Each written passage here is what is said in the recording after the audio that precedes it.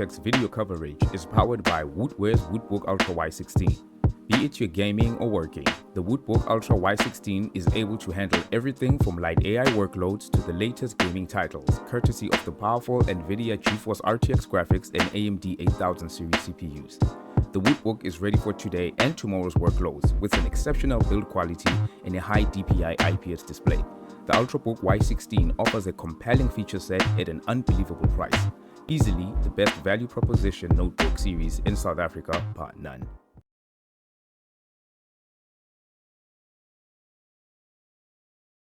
Hey guys, this is Neo once again from the Overclocker magazine, and today I'm here with Byron from GIGABYTE, and we're going to talk a little bit about Computex, what happened, what didn't happen, the exciting stuff, but most of all, what GIGABYTE actually had to show at the Computex 2024 this year. Hopefully we get some insights and some tidbits into upcoming tech products, and even something that we may not even see until next year if he's willing to disclose such information. Well then, Byron, so yeah, tell us, how was Computex for you guys as GIGABYTE? I mean, I was there at your booth. I had a ton of fun there looking at all your cool stuff, especially the things that were signed by Lisa Su and Jensen Huang. Those two pieces of hardware look absolutely amazing. But outside of that, what was the highlight for you? And yeah, what would you like us as your audience or potential buyers to take away from Computex? Okay, so I mean, first of all, thanks for coming through to Taipei to actually check out our stand. I mean, it was pretty incredible of you. I think, look, we have two different elements or two different areas that we showcased our products. In our private suite, where you obviously came through, we showcased our new AI top range of GPUs and motherboards, and then also just the standard consumer side. So on consumer side, we've got new monitors, the new OLEDs, so 27-inch, 27-inch, 32-inch, 34-inch and 49-inch, all of them higher frequency, so 240 hertz, 360 hertz, that kind of thing. Incredible, like honestly, I wish I had one, to be fair. And then also on the GPU side, I think the biggest new product that we were launching was the 4070 Ti Super AI Top. So what it is basically a it's kind of like a hybrid between a consumer product and an enterprise product. So the idea behind it is that a person who wants to get into AI and still wants to be able to use their system for regular tasks, be it animation, 3D modeling, gaming, anything like that, has a consumer card, but one that's been optimized to be able to do AI tasks. So what's great about it too is you can use multiple of these in one system. So they don't have the standard, kind of like side airflow and then pass through. They're normal exhaust, the way that it kind of works on like a 4U server or something like that, where you're trying to exhaust everything through the back. The frequency and memory curves and everything like that based on heat and everything has also been changed and modified to not be the exact same curve that we have on the consumer cards. So I guess the easiest way to explain it is it's similar to like the way Max-Q works on notebooks, where you're trying to have the best performance per watt, not necessarily just throw the wattage into it until it like reaches its heat, sense. And then also the new AI top, the TRX 50 AI top. So it's similar to the Aero D that you've tested in the past, but it addresses some of the issues that we both had. So there's actually, active VRM cooling now. It was one of the concerns people obviously had in the past. And then also, instead of only having 4 DIMMs, it now has 8. And because it's a TRX board and not a WRX board, you have access to the Threadripper and Threadripper Pro compatibility, across the board. So I think it's the idea between this entire range of products is it's not just limiting for enterprise use. It's for home/small business, that kind of idea. We've also got the new Stealth range. I'm not sure if it'll be launching in South Africa very soon, but it is quite impressive. So you're talking about the motherboards, right? Motherboards, yes. Yeah. So it is definitely a trend that we've seen. Some of our competitors are pushing it hard at the moment. I do think in the long run, it'll become a norm. But for now, we're still focusing on kind of standard front layout, and we'll slowly introduce more stealth products going forward. Fair enough. I think for most people, that's about as much AI as they can stomach right now. Of course. But what I do want to ask you about is that a lot of your motherboards, and obviously GPUs, but mostly motherboards that I actually saw there, were talking about being AI. There was an AI equivalent or an AI SKU. So you would have an Aorus master, but then there's an AI version of it. What are some of the differences between the normal SKUs of the motherboards and the AI ones? Okay, so the first most obvious one is a similar situation to a GPU. So the way that, okay, let's take a standard GPU off the shelf, a 4080 Super, okay?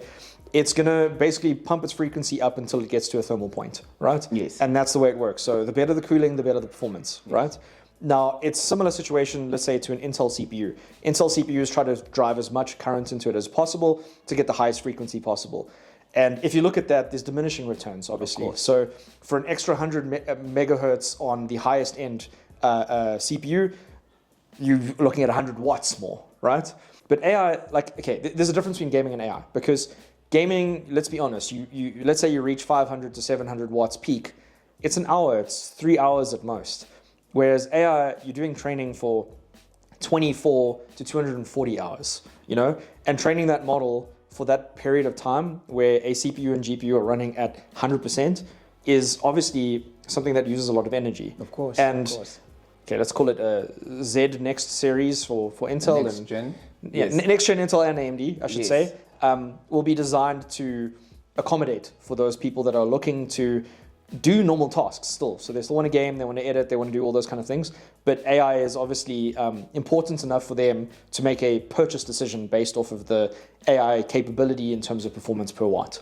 Aorus is still very dear to us. I mean, there's some really unique features in the Aorus brand. So we have, you know, easy latch, which is amazing, honestly. Oh, of course. I just love the technology. And then now also we have, you know, quick connect for Wi-Fi 7 antennas. Yes. And, you know, as someone who builds a lot of PCs, I can tell you right now that it's really frustrating having to like screw in those little Wi-Fi antennas all the time. It's now just, practically plug and play. So our NVMEs and our GPUs and our Wi-Fi antennas going forward are practically just quick connect. And then, like I say, obviously we have stealth as well, and we have some unique features on our boards from, you know, better kind of thermal shielding in that on NVMEs. So some of them will have, you know, basically a heat spreader on the top and the bottom, because if you've got, say, a 4 terabyte NVMe, there'll actually be, you know, memory on both sides, Yes, right? of course. Yeah. I actually saw a lot of white hardware. I think you said now you have Eagle coming out in white as well. Yes, that's true. The Eagle line, so more people have access to that. In terms of people turning to hardware that is white in color, I see that everywhere at Computex. Everyone did white cases, white AIOs, white everything. So obviously it's fashionable for a lot of people, or at least it's become attractive, a lot more attractive than before. So, are you guys going to be adding more to that, more of your hardware, like monitors, everything? Would it be possible to build a completely white PC with a white Aorus or Gigabyte PSU case, everything involved? When will that happen, and is it something that we can maybe see in the next 6 months, where you can build a completely white Aorus build? So yes to everything. Look, in the past we had Aero, and Aero was kind of the creator focused, where we were trying to push people on studio drivers and that kind of thing. And that was obviously the equivalent of gaming OC. So a lot of the time you would have seen an Aero OC and a gaming OC with the exact same frequency, price, everything. The Shroud obviously looked very different. I was, you know, honestly a fan of that. But the industry has been making a shift. Historically, a couple of years ago, I looked into it. It was about 10% of the market was interested in white builds. Similar to ITX was like 5%, right? Yes. And those trends are now growing. So like you'll see in Europe, ITX is becoming closer to 20% versus like the past, and white builds are taking up more than a quarter of the builds. So yes, we have, you know, white Waterforce, you know, Waterforce 2, which you've tested as an amazing AIO. We have our CE301 in white that's now on the market in South Africa.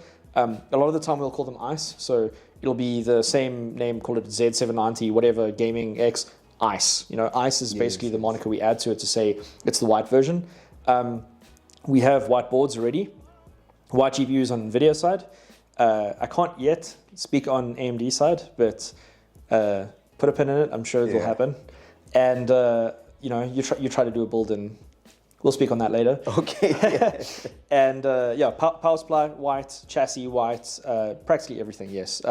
Monitors also too. Yeah, we will be launching white monitors pretty soon. And I think the idea is to give customers, you know, the choice. And Okay. it was an issue in the past where choice cost extra money.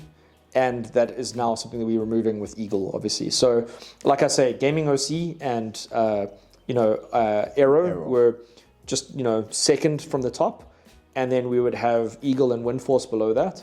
So now Eagle, we're allowing a white version as well. So if someone wants to fill their system with Gigabyte components, not necessarily the Aura side of things, they can still have a full white system.